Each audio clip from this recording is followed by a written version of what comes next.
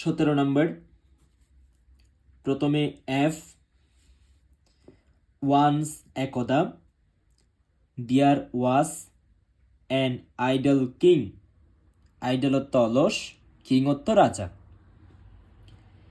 একদা এক অলস রাজা ছিল। C, he did not undergo physical labour. Labour অর্থ শ্রম, ফিজিক্যাল অর্থ শারীরিক। তিনি কোনো শারীরিক পরিশ্রম করতেন না। ডিড নট অর্থ করতেন না, কোনো শারীরিক শ্রম। E number, he became bulky. Bulky অর্থ মোটা, তিনি মোটা হয়ে যাচ্ছিলেন। And could not do anything, এবং কোনো কাজ করতে পারছিলেন না।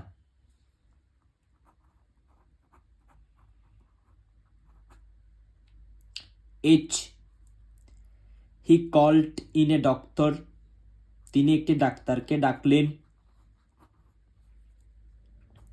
D, the doctor was very wise. ওই ডক্টরটি ছিল খুবই জ্ঞানী। G, he did not prescribe. তিনি কোনো ওষুধ দেননি, এনি মেডিসিন, অর্থাৎ ডাক্তার তাকে কোনো ওষুধ দেননি।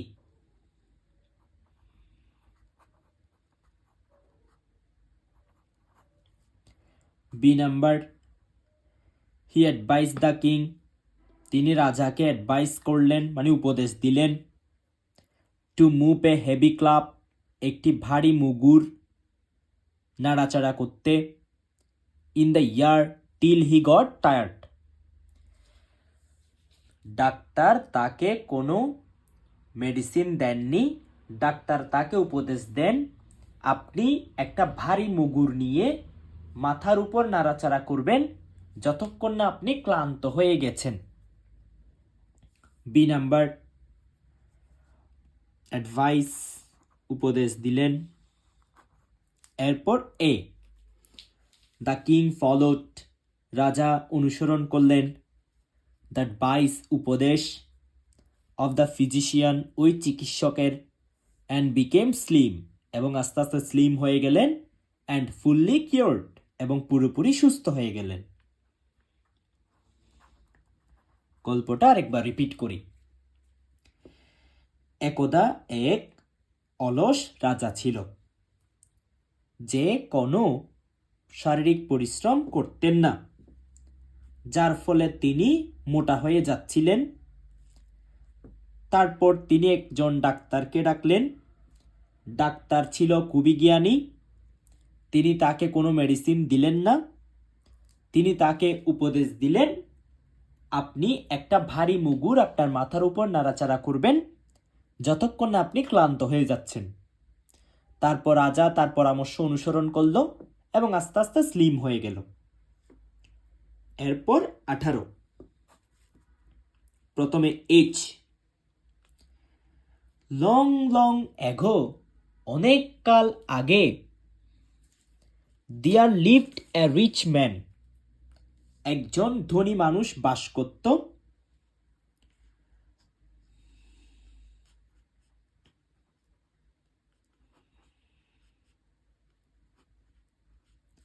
এ নাম্বার, হি হ্যাড, তার ছিল। অনলি ওয়ান সন, একটা মাত্র ছেলে। নেমড সিনবাদ, যার নাম সিনবাদ। ই নাম্বার, সিনবাদ's father died when he was only 16, যখন সিনবাদের বয়স 16 বছর ছিল।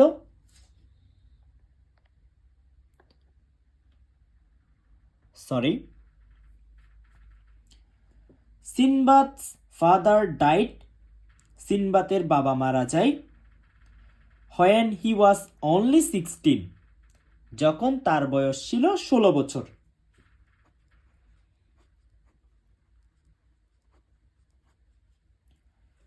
F number.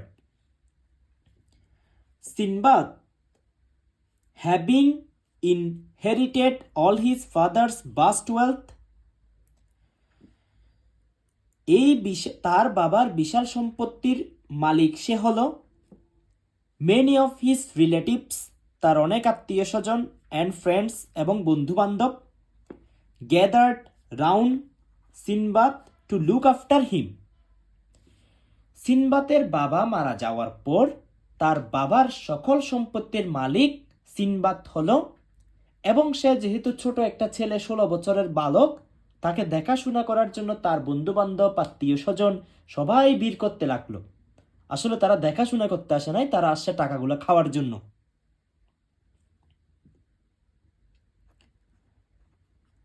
বাস্তব বিশাল। G number.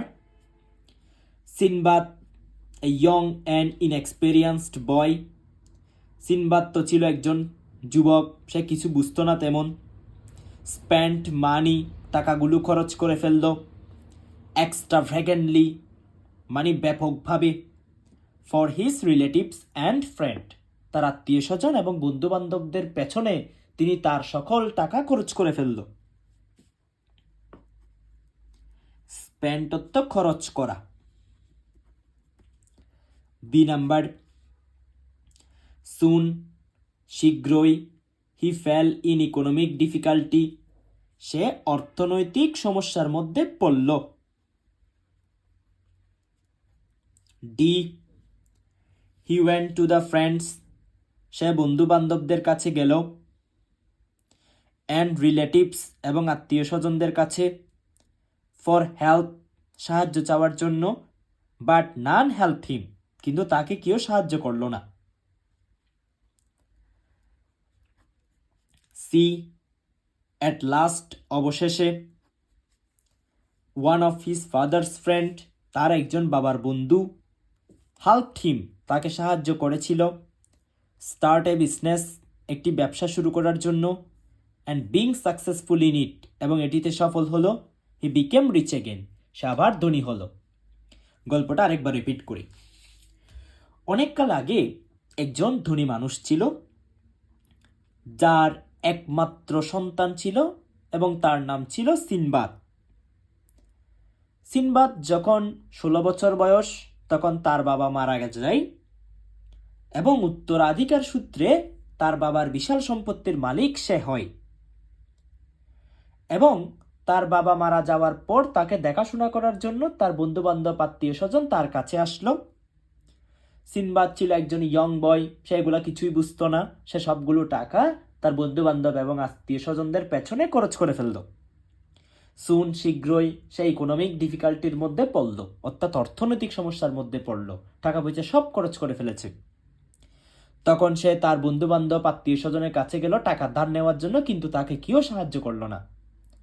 অবশেষে তার একজন বাবার বন্ধু ছিল, যে তাকে একটা ব্যবসা শুরু করতে সাহায্য করলো, এবং সে আবার ধনী হলো।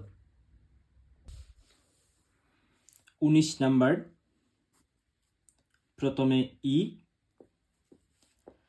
আকবর ওয়াজ বর্ন, আকবর জন্মগ্রহণ করেন।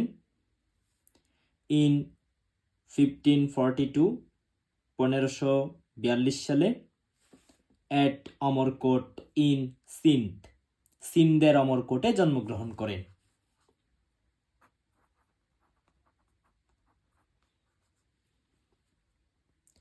সি, হিজ ফুল নেম, তার পুরো নাম। ওয়াস, ছিল। Jalaluddin Mohammad Akbar.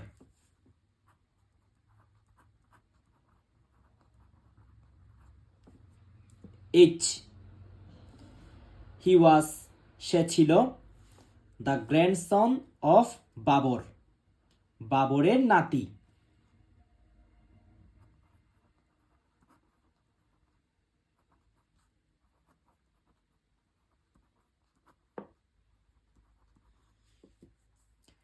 G, when he was born, যখন সে জন্মগ্রহণ করেছিল। his father হুমায়ুন, তার বাবা Humayun. lost the throne of Delhi, দিল্লির সিংহাসন হারিয়ে ফেলেছিল। থ্রোন অর্থ সিংহাসন।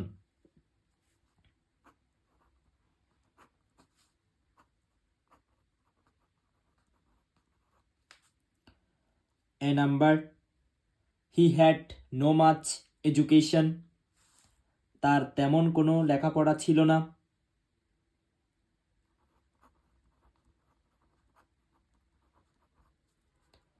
B, he ascent, তিনি আরোহণ করেন, দ্য থ্রোন অফ দিল্লি, দিল্লির সিংহাসনে, অ্যাট দ্য এজ অফ 13, 13 বছর বয়সে তিনি দিল্লির সিংহাসনে আরোহণ করেন। ডি, হি ওয়াজ স্কিল্ড, তিনি দক্ষ ছিলেন, ইন ওয়ারফেয়ার, যুদ্ধক্ষেত্রে। F, the battle of second Panipat, দ্বিতীয় পানিপথের যুদ্ধে, টুক প্লেস, হয়েছিল 1556 সালে, and he won the battle, এবং তিনি সে যুদ্ধে জয়লাভ করেছিল।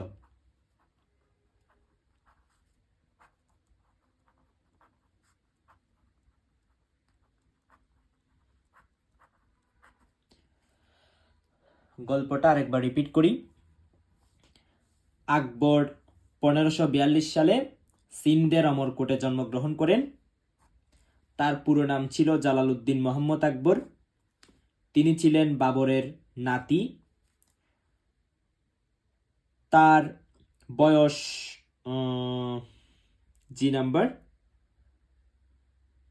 যখন সে জন্মগ্রহণ করেছিল তখন তার বাবা হুমায়ুন দিল্লির সিংহাসন ছেড়ে দিয়েছিল, লস্ট, হারিয়ে ফেলেছিল। তার তেমন কোনো লেখাপড়া ছিল না। 13 বছর বয়সে তিনি দিল্লির সিংহাসনে আরোহণ করেন। তিনি যুদ্ধক্ষেত্রে দক্ষ ছিলেন এবং 1556 সালে দ্বিতীয় পানিপথ যুদ্ধে তিনি জয়লাভ করেন। রিয়ারেজ নাম্বার 20। প্রথমে ই, ডক্টর কুদরতি খুদা was born in Birbhum district of West Bengal in 1900। 1900 সালে ডক্টর কুদরতি খুদা জন্মগ্রহণ করেন। এইচ, হিজ ফাদার হজরত শাহ আব্দুল মুকিত ওয়াজ এ পায়াস ম্যান। পায়াসত্ব ধার্মিক, ম্যানত্ব মানুষ। তার বাবা হজরত শাহ আব্দুল মুকিত ছিলেন একজন ধার্মিক মানুষ। And his mother Fasiha Khatun was also a pious woman. তার মা ফাসিহা খাতুন, তিনিও ছিলেন একজন ধার্মিক মহিলা।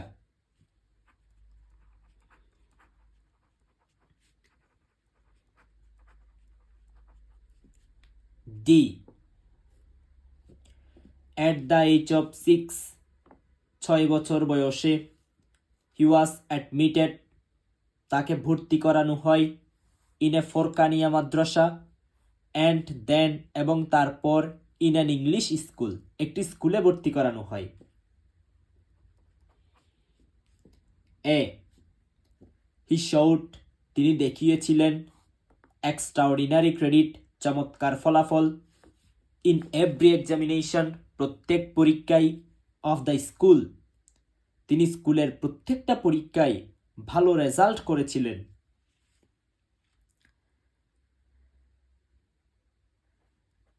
extraordinary credit. F,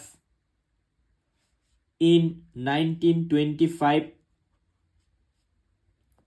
1925 সালে, he passed MSc, তিনি মাস্টার্স ডিগ্রি অর্জন করেন, in chemistry from Kolkata university. 1925 সালে কলকাতা বিশ্ববিদ্যালয় থেকে এমএসসি পাশ করেন রসায়ন বিদ্যার উপর।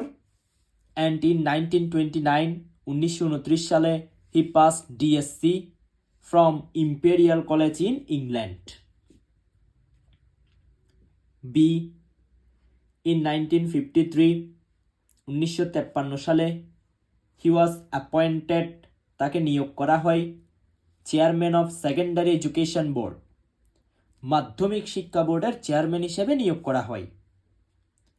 জি, হি ডাইড, তিনি মারা যান, 1977 সালের 3রা নভেম্বর। C, he has a great contribution to the scientific research of Bangladesh. তিনি বাংলাদেশের বৈজ্ঞানিক গবেষণায় এক চমৎকার অবদান রাখেন।